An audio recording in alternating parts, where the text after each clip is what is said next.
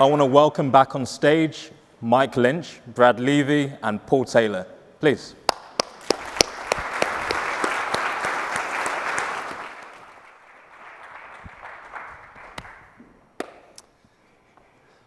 So I'll begin quickly with this. Paul and I met nearly 10 years ago. We're very close friends. We love each other on many levels. But Paul was brought into market because we had no idea what the buy side meant. Paul happened to work there, joined us. I had a meeting. We fell in love, and we tried to build to the buy side when we were at market. Paul's now building a new company for the last couple of years, focused on data, modern, and targeting buy-side pain points in a modular, incremental way. So we couldn't be more thrilled to work with Paul. I couldn't be more thrilled to partner with Paul personally, and I'll turn it to Paul to show some of the early work they're doing on transforming buy-side workflows. And I'll leave it to Mike to say something short, and then we'll go. But thank you. Thanks, my friend. I'm gonna leave it. I'll leave it to you. We're not yet in love, but maybe someday. You know, love comes in many forms, and Brad and I definitely see eye to eye with a lot of things, starting with data, right? So when we decided to found Hub, it was really from that data-first perspective. And what we're excited to do today is show you the beginnings of that and how we're embedding Symphony into the workflow there. So let's roll the demo and have a look at this and see what it looks like. So when we think about what Hub is, it's putting it in. There we go. Ta-da. This is the Hub landing page, right? So these are all the products that we offer at the moment. At the heart of Hub is its data module, the ability to collect, connect, and govern all of your data from an operational perspective as an asset manager.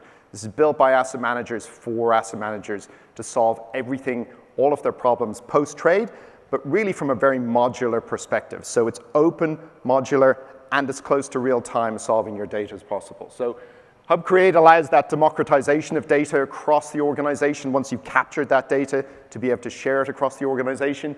And Hub Trade is what we're going to talk about today and show exactly how that captures that core information and starts the flow down through an asset manager with its information and trade.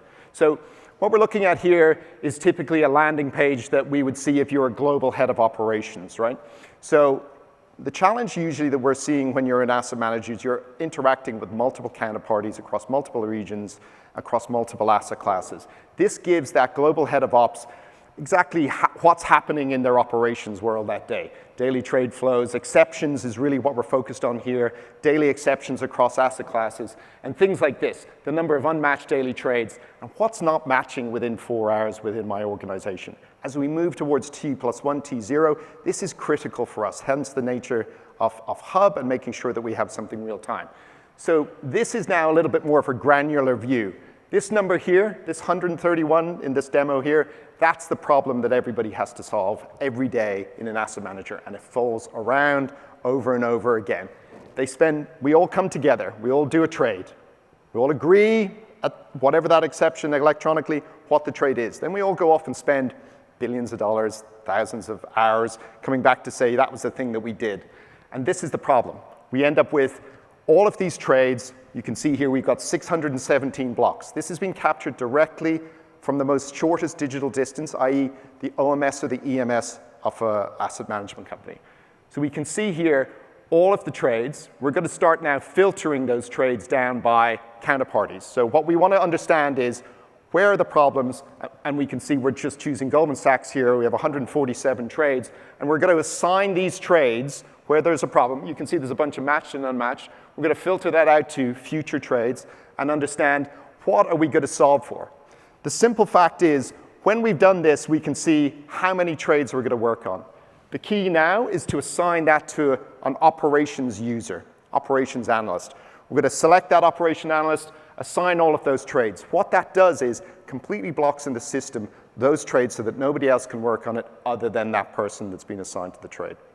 So here we have 9 blocks, 9 trades. We can look at the trade detail of a trade. Contained within that is all of the information that's captured natively from the EMS, OMS, including allocations, et cetera. You've got all the information that you're requiring. We can look now and say, right, We know this is an unmatched trade. Let's go and have a conversation with the counterparty. Now, this is really the interesting part. This is the part that we've been really excited to show you. We open this up as a chat room, as a dedicated, persistent chat room, where obviously all the trade details are, including the trade ID, are populated.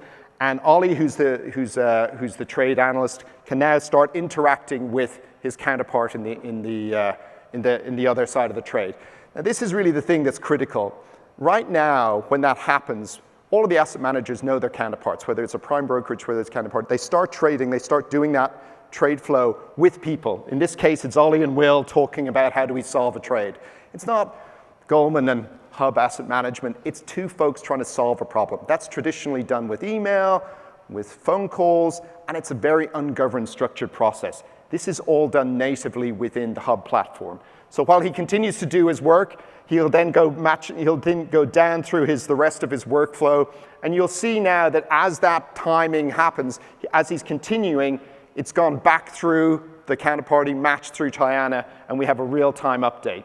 And the real secret here, rather than having to swivel chair back and forth between systems and login and email, is you actually have a fully audited history of what happened. So you can see from the execution created to the assigning it to the operationals workflow to actually getting the trade matched. All of that is captured natively in the platform and enabled this collaboration through the ECP platform of Symphony. So a very powerful tool for a global head of operations.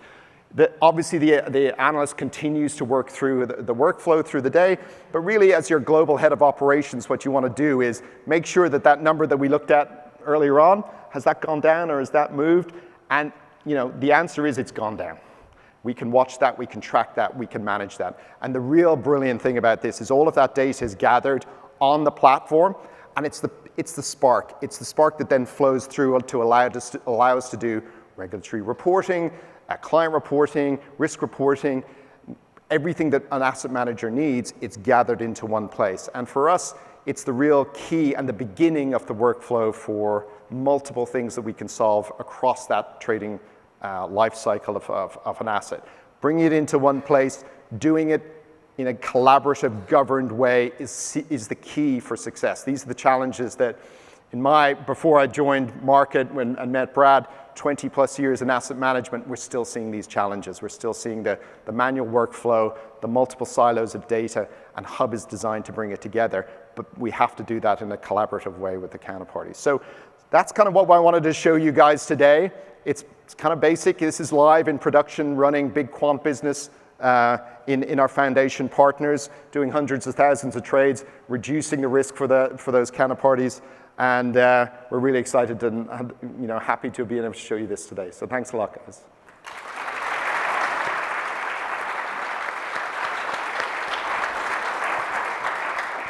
That was great. Feeling a little warm and fuzzy. At the beginning of the event, we talked about disruption. Yeah. I see this, I think disruption. How does Hub think about disruption as part of your strategy? It's a great question. I think when we look at how we've typically viewed the silos of front, middle, and back office, it's driven the development of systems. It's driven the development of how people interact with each other. We look at it as actually, it's all data flowing through, right? From the inception of a trade, all of that usually drives the workflow downstream post-execution. So when we think about this, it's not the traditional view of the front office executes, but then what happens? Middle and back office start doing that all the way down to how we do regulatory reporting, how finance in an asset management calculates share class fees, et cetera, how we do client reporting. It's all one platform. It's all one data stream. So rather than bring it out traditionally in a more, let's take a system that does this, take another system that does this, and populate that with the data, make that data freely available, and you don't have to think about the world as systems and people. You just think of how data flows. So for us, it's kind of iteration of what we've been going towards in our real lives in terms of how we work and how we interact with data in our pockets, et cetera, to bring it to our world of our institutions and our financial services And to me, that's the beginning of disruption. It doesn't have to be a negative thing, it's a positive thing. What we're seeing is just saving people time, making it less risky, making it more efficient for heads of operations to run asset management business, and ultimately serve their customers and clients better. Powerful. This is where you are now. What's next for Hub Trade? Yeah, we're pretty early in our journey, right? We're a couple of years into the journey of building and scaling Hub. We're live in production with those first products. The first of which you've seen is Hub Trade. It's the beginning. As we move from gathering that information to doing regulatory reporting to feeding that information across the organization, that's really what's next. We're still solving just the first bit. There's a ton of actionable workflows that happen around a trade, whether it's collateral, whether it's a corporate action, a whole bunch of things. We're not doing that right now, but as we see and as we work together with our partners, as we grow with our next group of customers, that's where we're seeing the demand. And I think that's the iterative approach that we're taking, all built around the core of having data at the heart of your organization. Very cool. What's next for Hub and Symphony together? You know, we've been talking a lot about Asking for a friend. Asking for a friend. Yeah, you know, Brad and I have a couple of these conversations every so often. Honestly, I think what you've been doing over the last few years is making that democratization of information flow across the world more easy and accessible.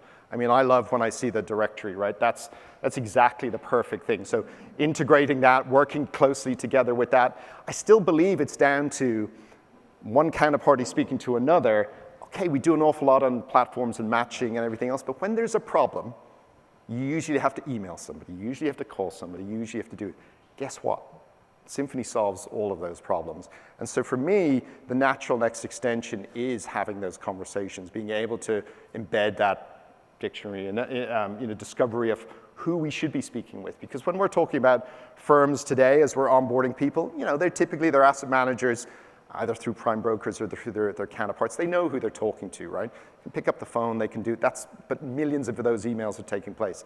Doing that in a much more structured way, where it's auditable, where you can make sure that it's secure, governed, that's really the real secret. So to me, that's what I'm excited about with working with Symphony. We're excited too.